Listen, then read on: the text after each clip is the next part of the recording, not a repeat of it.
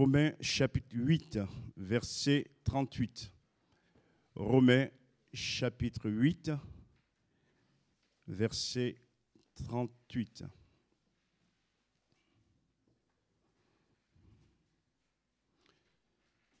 Nous lisons dans l'Épître aux Romains au chapitre 8, au verset 38.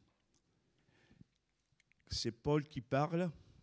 « Car j'ai l'assurance que ni la mort, ni la vie, ni les anges, ni les dominations, ni les choses présentes, ni les choses à venir, ni les puissances, ni la hauteur, ni la profondeur, ni aucune autre créature ne pourra nous séparer de l'amour de Dieu manifesté en Jésus-Christ, notre Seigneur.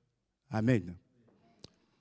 Le thème de ce matin, c'est « Qui pourra nous séparer de Dieu ?» Qui pourra nous séparer de Dieu? Nous vivons des temps très particuliers qui génèrent des craintes et aussi des angoisses face à notre avenir. Et nous nous posons bien des questions. Qui va nous aider? Qui va nous secourir? Est-ce qu'on va encore tenir bon jusqu'au bout? Et ces paroles prophétiques que je viens de vous lire de la part de l'apôtre Paul, qui sont des promesses de Dieu pour nous, ses enfants, ont été écrites pour nous encourager et également nous réconforter. Dieu, quels que soient les temps, les saisons, Dieu n'a pas changé. Dieu est toujours le même pour secourir et nous aider à avancer dans ce chemin. Et ce matin, j'aimerais le dire de la part du Seigneur, tes craintes et tes peurs, le Seigneur les a vaincus à la croix. Il demeure le roi, celui qui règne dans le monde visible, mais également dans le monde invisible.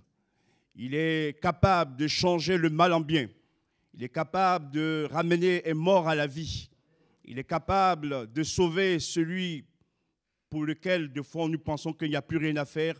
Dieu peut encore agir. Et ce matin, j'aimerais par ces paroles vraiment vous encourager, nous encourager à demeurer dans la foi. Notre Dieu règne encore. Premier point de ce message, c'est la certitude de la protection de Dieu. C'est sûr et certain que Dieu nous protège. Paul dira ceci, j'ai l'assurance. Ce qui peut être traduit également, j'ai la certitude. Ce que je dis, c'est la vérité. Oui, j'en suis sûr que ni la mort, on commencera par parler de la mort, ni aucune autre chose ne peut nous séparer de l'amour de Dieu, la mort. Nous vivons une pandémie assez exceptionnelle qui fait des ravages dans ce monde. Et devant cette maladie, il y a des peurs, il y a des craintes, parce que la finalité, c'est la mort. Et bien d'hommes et de femmes se posent des questions au sujet de la mort. Au sujet de la mort. Et Paul nous dit ceci, que même ce que nous appelons la mort ne peut nous séparer de l'amour de Dieu. Amen. La mort qui est la reine des épouvantements, au niveau de l'enfant de Dieu, parce que nous avons mis notre foi en Jésus-Christ, lui est mort et a vaincu la mort. Nous avons donc cette espérance de connaître aussi, même mort, la résurrection. Amen. Donc, pour l'enfant de Dieu, la mort n'est pas la fin. La mort est une nouvelle vie qui commence après. Et avant d'y aller, il faut faire la paix avec Dieu. Et j'aimerais aussi encourager quelques-uns qui nous visitent ce matin, des amis. Faites la paix avec Dieu. Faites la paix avec Dieu. Et quand on est en paix avec Dieu, la mort pour nous n'est plus une peur, une crainte, parce que nous savons que la mort ne pourra jamais nous séparer de Dieu. Amen. Alléluia. Et Paul insiste de l'amour de Dieu. Même dans la mort, Dieu continue de nous aimer. Bien sûr, nous respectons les mesures barrières pour ne pas non plus créer des situations inutiles. Et que Dieu nous aide à comprendre ces choses dans le nom puissant de Jésus. Seigneur, merci, merci, merci de prendre soin de nos vies. Merci de nous aimer et merci de nous garder.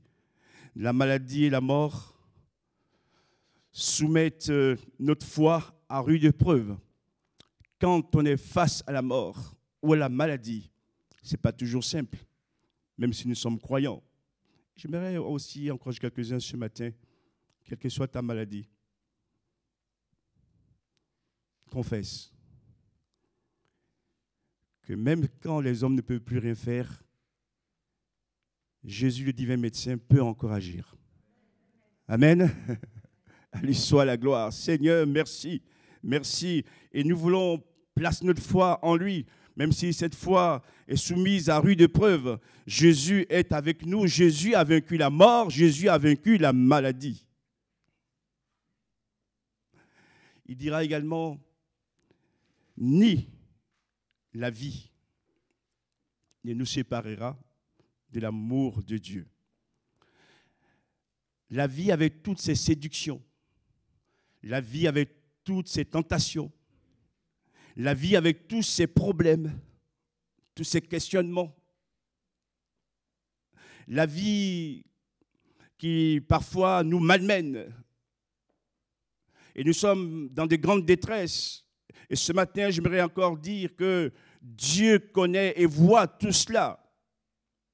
Et ce ne sont pas les épreuves que tu traverses qui vont te vaincre, mais tu as quelqu'un qui est avec toi, qui s'appelle Jésus, qui a vaincu déjà toutes tes épreuves.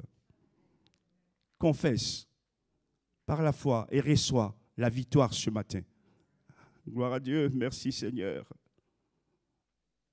Ni la vie, les difficultés d'ici-bas ne pourront nous séparer de l'amour de Dieu manifesté en Jésus-Christ. Troisièmement, il parlera aussi des anges, ni les anges, ni les dominations, qu'on peut également traduire par principauté.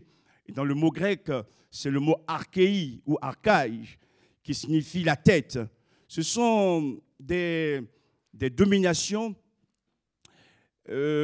mauvaises et qui veulent nous dominer pour nous maintenir en esclavage.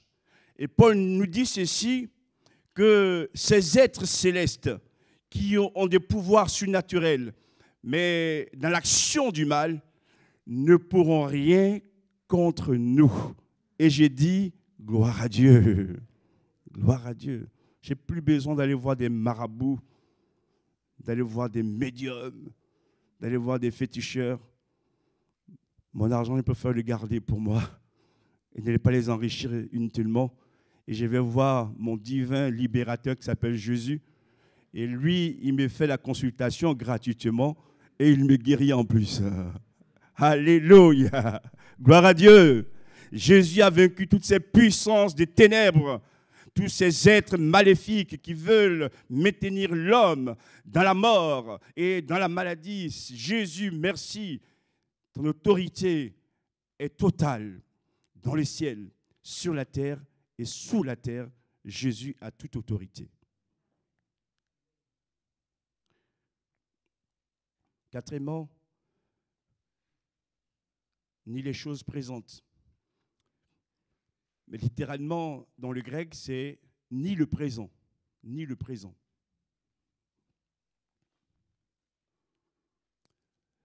Et ni les choses à venir, ni le futur, ni l'avenir. Le présent et l'avenir. Et oui, Dans ce présent, nous rencontrons des obstacles, nous rencontrons aussi des dangers. Et Paul nous dit de la part de Dieu que ces choses présentes ne pourront pas nous séparer de l'amour de Dieu. Les dangers, les obstacles, Dieu prend soin de nous, Dieu va nous protéger, Dieu va nous garder. Et il a la certitude que le Seigneur le fait et le fera. Et si Dieu l'a fait pour lui, Dieu le fera aussi pour nous. Amen. Et c'est vrai que des fois, on est là, on se pose des questions sur notre présent. Et c'est bien légitime. Mais ce matin, je voudrais te dire de la part de Dieu, par son esprit, que ton présent est dans la main de Dieu. Amen. Dieu est avec nous. Et c'est Dieu qui dirige les choses. Ni les choses à venir, c'est-à-dire ton avenir également, ton futur, ne soit pas dans la crainte ni la peur. Tout cela est dans la main du Seigneur également. Dieu garde notre avenir. Dieu prépare notre avenir, bien sûr, pour qu'on soit heureux sur cette terre, au travers des obstacles, des luttes, des combats, même des pleurs. Mes frères et sœurs, le bel avenir que Dieu nous prépare, vous savez ce que c'est? C'est d'être avec lui pour toujours. Amen. Je lisais, ou j'ai relu le texte de Job, c'était hier soir, dans ma méditation personnelle. Il disait, nu je suis venu dans ce monde, et nu je repartirai. Tous les biens que nous avons ne sont pas méprisés, bien sûr, mais ils ne vont pas nous accompagner dans le tombeau.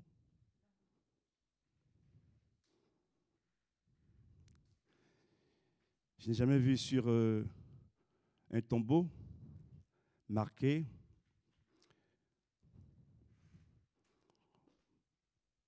Mon numéro de compte de banque est tel ». J'ai eu des châteaux. Non, on est sous terre. Vous avez compris? Au-delà des biens terrestres, matériels, le bel avenir que Dieu nous prépare, c'est de voir Jésus un jour face à face. Gloire à Dieu. Ne l'oublions pas, c'est là, mon frère, ma soeur. Accroche-toi et avance. Notre avenir est entre les mains de Dieu. Et c'est lui qui trace le chemin pour chacun de nous. Pour nous-mêmes, pour nos enfants, pour nos parents, pour l'Église aussi. C'est ce qui fait que je suis dans la joie parce que Jésus même bâtit son Église. Malgré les soubresauts qu'on a vécus par rapport à cette pandémie, l'Église de Jésus-Christ est toujours debout. Amen. Et nous avançons avec lui.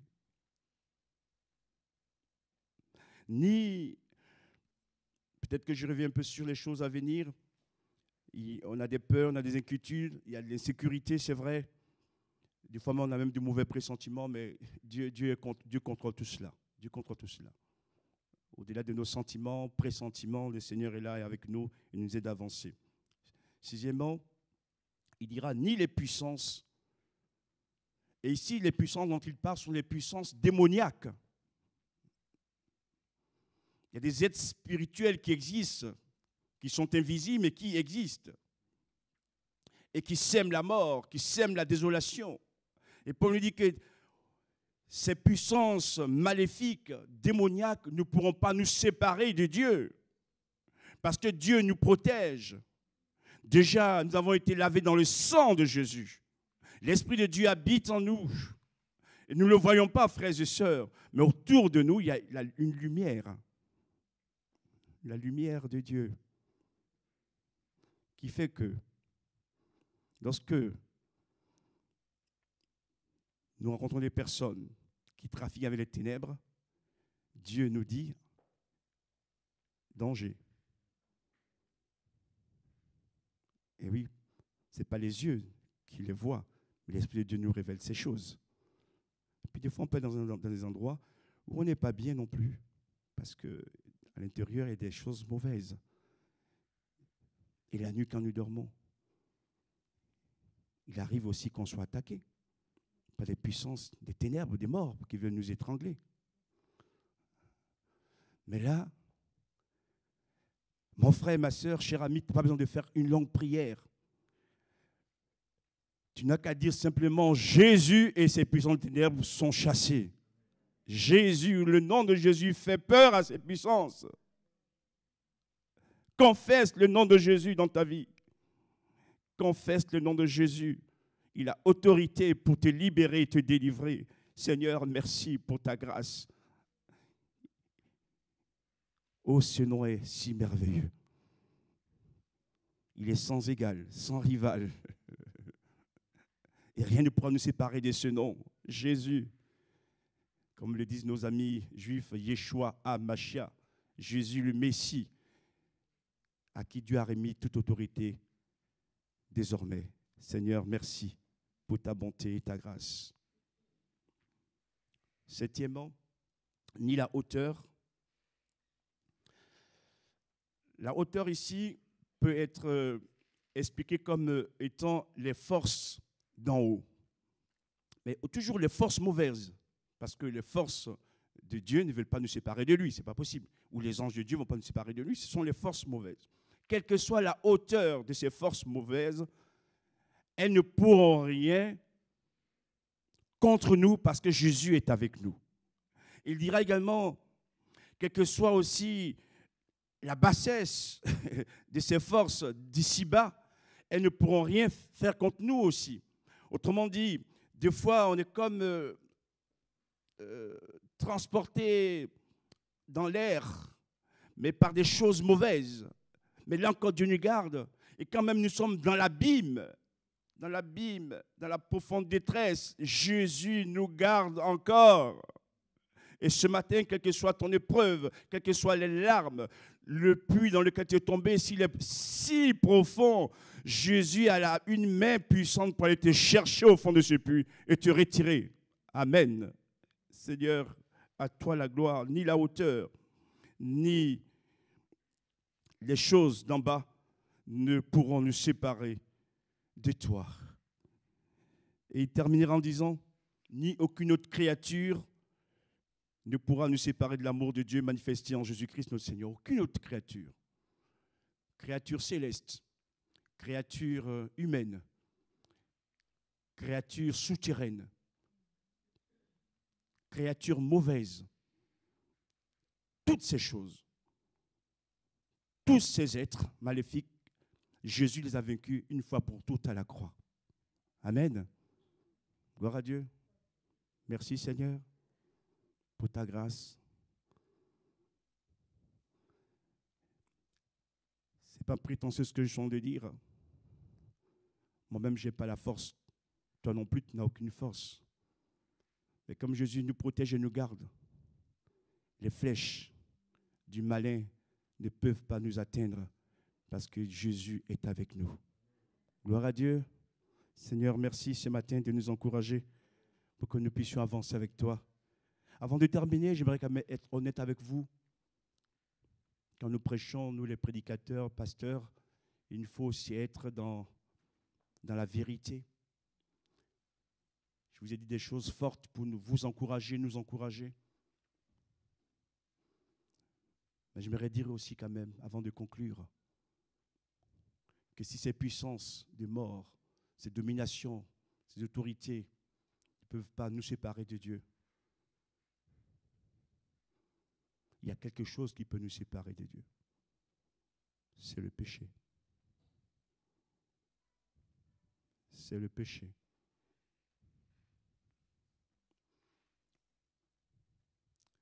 Par contre, si nous péchons volontairement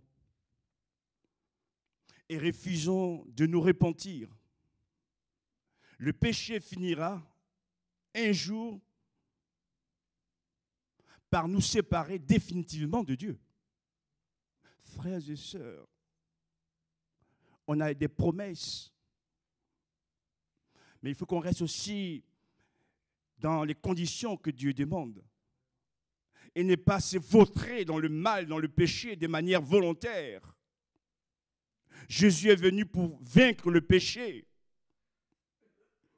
Même s'il aime le pécheur, ce n'est pas une raison pour rester dans la permissivité, dans la luxure et dans la débauche. Seigneur, ce matin, rappelle-nous ces choses, que nous devons quitter le péché définitivement.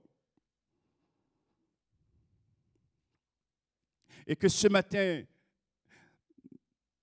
nous puissions dire, Seigneur, que toute ma vie t'appartienne. Et là où j'ai failli, ou là où j'ai péché, je demande pardon ce matin. Je me répands, Seigneur, purifie mon cœur, purifie mon âme, pour que l'ennemi n'ait pas d'emprise sur moi, afin que je demeure fidèle à toi jusqu'à ton retour. Parce que je veux aussi être présent ce jour à ce grand repas. Alléluia, avec toi. Conclusion. Verset 37. Quand nous restons fidèles à Dieu, quand nous obéissons à la parole de Dieu, Paul nous dit ceci: dans toutes ces choses, nous sommes plus que vainqueurs par celui qui nous a aimés. Gloire à Dieu, parce qu'on demeure fidèle à lui, parce qu'on l'aime, parce qu'on écoute sa voix, parce qu'on obéit à sa parole. Nous sommes plus que vainqueurs. Il ne dit pas vous êtes vainqueurs simplement, mais plus que vainqueurs. Que ce matin, Dieu nous accorde la grâce d'être tous plus que vainqueurs. Amen. Plus que vainqueurs. Dans le nom de Jésus, nous allons prier. Seigneur, merci pour ta parole. Merci ce matin encore de nous rappeler ces vérités.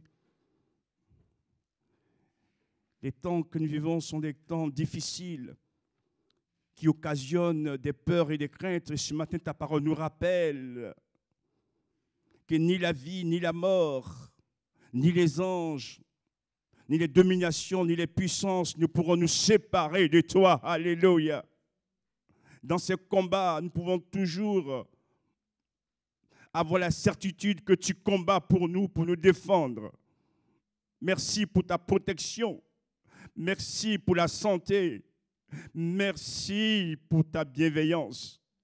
Ce matin, je te prie de nous visiter, Seigneur, de nous aider à nous attacher à toi de plus en plus dans ces temps de la fin. Et nous voulons écouter ta voix. Seigneur, que nos cœurs t'appartiennent entièrement, que nos vies soient pour toi et que la gloire, l'honneur reviennent à celui qui nous a sauvés, Jésus-Christ. Amen. Que Dieu vous bénisse, Dieu nous bénisse ensemble.